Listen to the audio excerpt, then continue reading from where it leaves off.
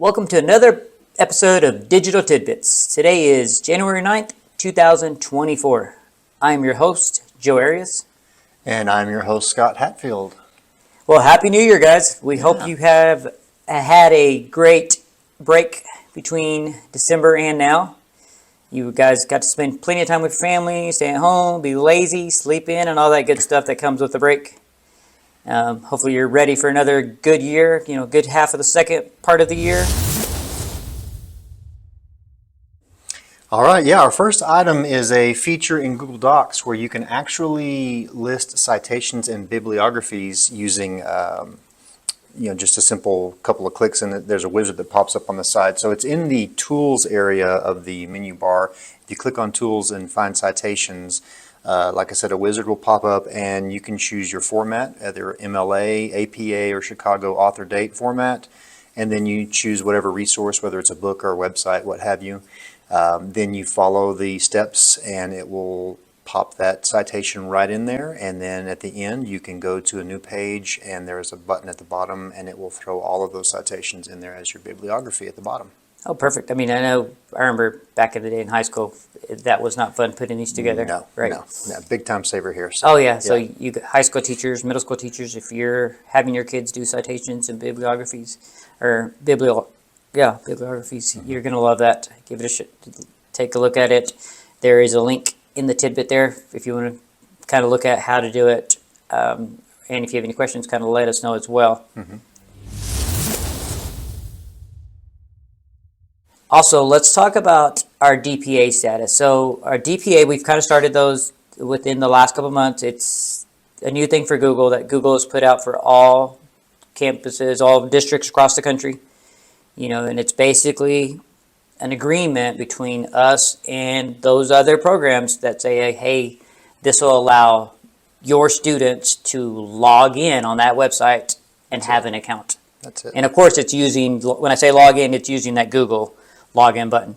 Kids can go to that website all they want. They can read the information on there. But when it comes to creating an account and logging in, that's where that DPA comes in. That's it. Right? Yes. So kind of keep that in mind when you're hearing us talk about DPAs. It has to do with logins. So what we've put in this tidbit for you guys is just going to be a list of websites that are either approved already by the district. We have some in there that aren't approved yet. We've sent in the information. We're waiting on the other program to reach back and make that agreement with us, or see if they have to make modifications. And then the last one, unfortunately, is a list of ones who didn't want to, right? Correct. For whatever reason, they just decided they weren't going to agree with that agreement that we sent to them, and it's kind of out of our hands at that point. Right. Oh, yeah. So in those, if you go to those and you see a one that you wanted your students to go to, keep in mind, once again, that if they try to log in on that website, it's not going to let them. No. You can't really reach out to us and say, hey, can you unblock that one, because that agreement wasn't made, so unfortunately we had to block that part of the website, that login. Correct. So like I said, go in there and look at those 3 items. There's 3 tabs that kind of show that, and let us know if there's any questions that y'all might have about that. Okay, so our next tidbit item is a celebration of sorts. This is our Tech Traction recipient for the month of January.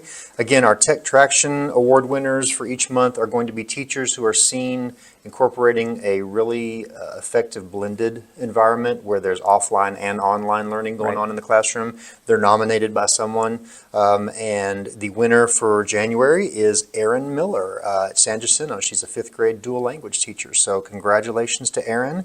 We'll be sending the Tech Traction Award trophy to you soon, and you can display that. Then we'll be looking for our next set of nominees for February. So continue to show good blended teaching, and maybe you can get your name in that pot. Oh, yeah, definitely. Good job, Erin, and congratulations to you and your class for doing that. Yeah. All right, guys, once again, it's that time of the year to, update those Chromebooks, over the break, or maybe you hadn't updated them in a while. This is going to be a good time to go in there. It's super easy, goes pretty quick. That little GIF there on our tidbits shows you how, but if you click on it, it'll also take you to a video where you can watch how that's done. and what we try to stress on this is that there is a lot of things that could go wrong when you go to a website, especially a district, program that we have, Yes. and you'll have issues, and it's more than likely because of that.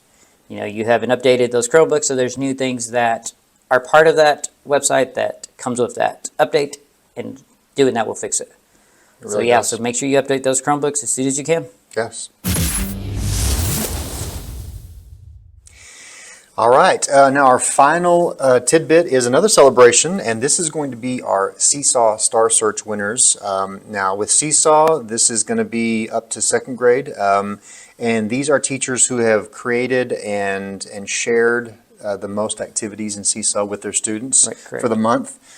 We did this for November. We didn't do it for December because it was a short month with the break and everything. But usually there are 3 winners each month. In November we had 5 because we had a couple of ties. So our third place winners for November were Victoria Smith at Western Plateau and Courtney Dowd at Emerson.